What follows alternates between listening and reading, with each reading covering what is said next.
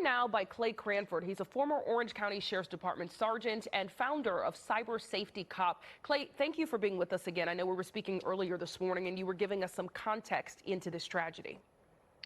Yeah, thank you for having me on such a sad day. Thank you. Yeah, so talk about, for our viewers who are just joining us, I know you explained earlier, what type of training happens in a facility like this? Because this is a place where, if we're covering the news, this is not something we talk about, unfortunately, unless a tragedy happens.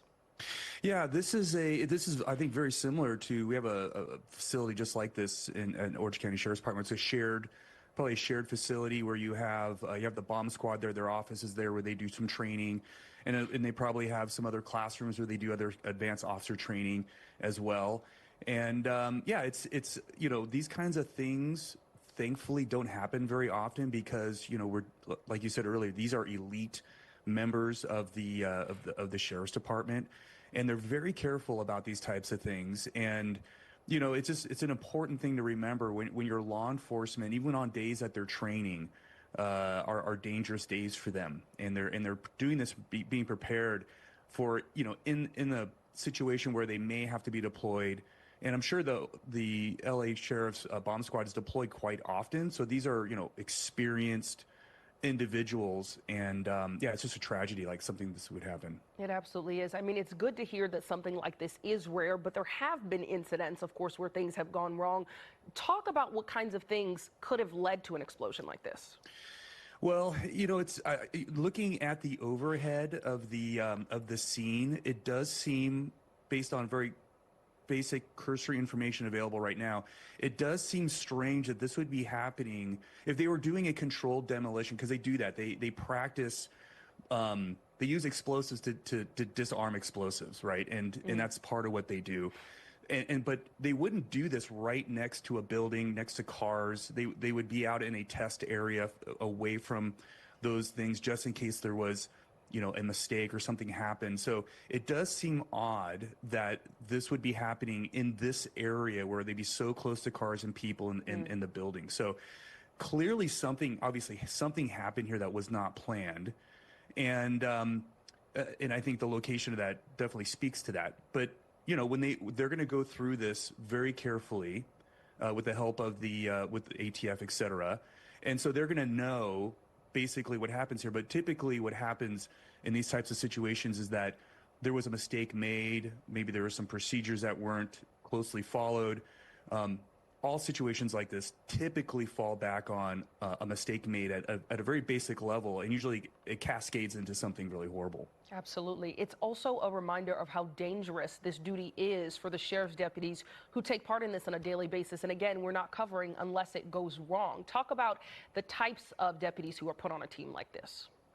Well, these are individuals who are handpicked, and it takes a special person to want to handle explosives. I went through a 1-week course on IED devices, and you get a special understanding of how dangerous these devices are, explosives are. It's a 360-degree exposure, and if something were to go off, it's like a gun shooting in 360-degree bubble, and it doesn't take a lot. That's the other thing. I think people watch movies and they see these explosions and they think they're going to see something, spectacular, a big mushroom cloud or something, or a big ball of fire. But really, a small amount of high explosive can do a lot of damage to the human body within, a few hundred feet.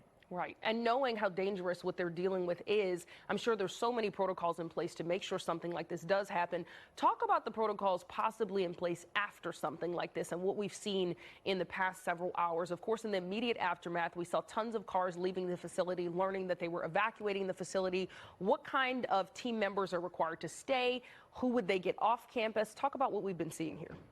Yeah, they have to make the scene safe, and as soon as they understand that this is not an ongoing threat, because if it was somebody who planted an explosive, then you're worried about maybe secondary explosives, so they would have to make sure that the scene is safe. But I think immediately they would know if that were the case or not, and it appears not to be in this situation.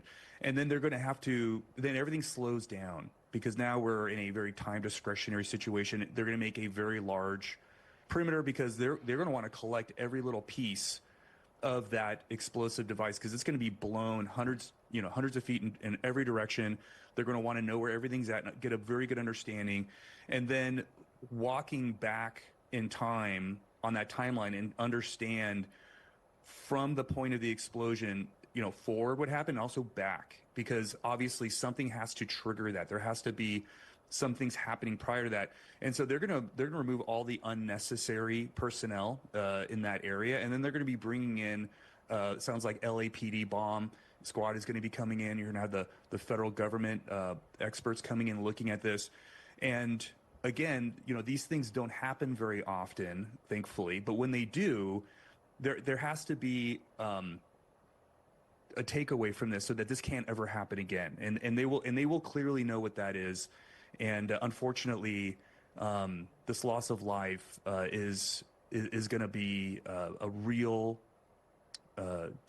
tragedy obviously for the families, but for everybody working in that facility. That's your family. And when you lose someone like that you see every day, and obviously the family expecting those people to come home to them tonight, that's not going to happen. So there's going to be a lot of emotional turmoil, really. That's going to be a part of this for years to come. Absolutely. You think how devastated their families and friends are, the morale of the department after something like this. In that immediate aftermath, maybe about an hour or two after, we saw someone in a lot of gear moving around the area. Talk about what they have to do to even be able to approach the bodies that are on scene here, to make sure it's safe for whoever is approaching the scene next, so that something doesn't happen to them. Yeah, exactly. I mean, in this situation, again, time stops, right? Everything slows down, and they're going to put someone in protective equipment and basically check that area, every square foot of this area, to make sure that it's safe. And of course, they have to do that with the decedents as well, which is kind of the grimmest part of this thing. So yes, it's a very methodical. It's kind of like when the bomb squad would get called out to an exploded device. Mm-hmm. It's the same process that they do out in the field. Now, unfortunately, this is happening in their training facility. And I'm sure more often than we report on or even hear of, they are responding to incidents of potential explosives. Talk about the work that they're doing that we probably just don't cover because it turns out to be nothing, but is very, very dangerous. What does their field work look like? We don't cover the things that are nothing, right? Mm-hmm. And most of them are, because you may have a suspicious object, and they'll come out there and they have the remote vehicles that can access those things, because they have to be safe. They take all these precautions because it's not like the movies. They're not gambling when they're dealing with these devices. They do it in a way that is safe and professional. And so, like, when things like this happen, it just seems very strange. But yes, they go out and they have a procedure that they do these things, and they have to follow them to the letter. And if they don't, then there's the opportunity for something really tragic to happen. And I also know you mentioned earlier that this would look very differently if the sheriff's department, we thought, had an idea that someone had planted an explosive, that everything has pointed to that this is a mistake. Talk about earlier, we heard from some people in the area saying, oh, we were going to evacuate because we're used to hearing things at this training center. This sounded different. We thought we would have to leave the area, but they were told by officials that it was okay for them to stay. So kind of talk about the signs here that have led to us believing that when we hear from Sheriff Robert Luna shortly, this will be confirmed that this is just a very tragic accident. Yeah, I think you're going to have people on scene, probably supervisors for this particular unit, and maybe they're aware leading up to this that they were going to be maybe doing some training up to this situation, kind of knowing that there was activity going on with the facility.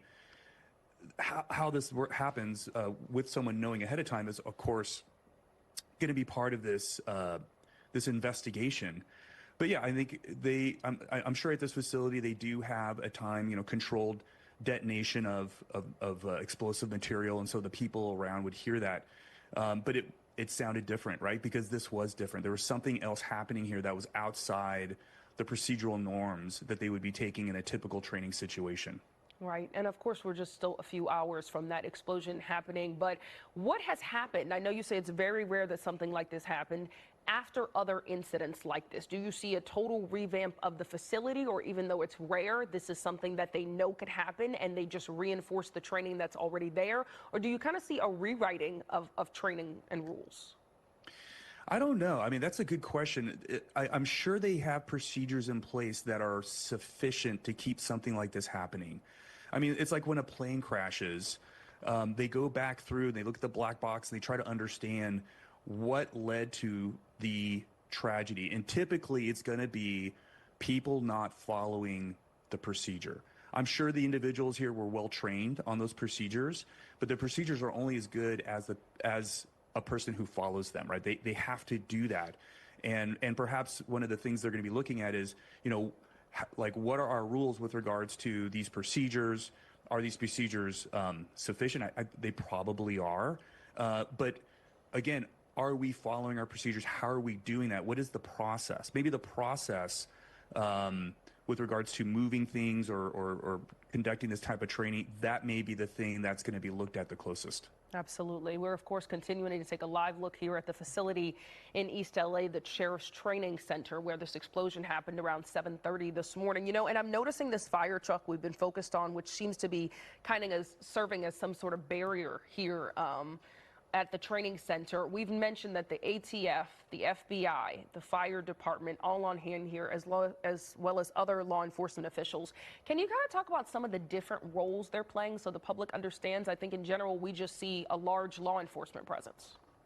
Yeah, you're going to have at the very top level unified command in these types of situations. And so they just activate a game plan for a major critical incident like this. Now, the fire may not have a significant role in this, but they're going to be part of that, you know, unified command at the very top level. You know, you're going to have Sheriff Luna. You're going to have an agent, a special agent in charge, perhaps from the ATF or the FBI, that's going to be there. And so they're really, one of the more important things that they're there for is to provide resources. Whether they're going to be the primary investigative team, they may be part of the team. I don't know how they were going to divide this with regards to, you know, who's going to be the lead investigative team on something like this. It might be ATF, but they are there to provide all the resources necessary to make sure that this is investigated in a way that comes with a successful conclusion with regards to understanding what happened here. And of course, what we're not seeing is their sheriff's association that's going to be contacting the family and providing the support there, and also the mental health support that family and all the people working in this facility are also going to need. Because that's something that, again, we don't see that, but behind these types of things is a lot of human trauma that has to be addressed as well. Yeah, and thank you for reminding us of that as we think of these 3 deputies who lost their lives today. Clay, we appreciate all of your insight as we continue to follow this breaking news out of East LA. Thank you so much for being with us.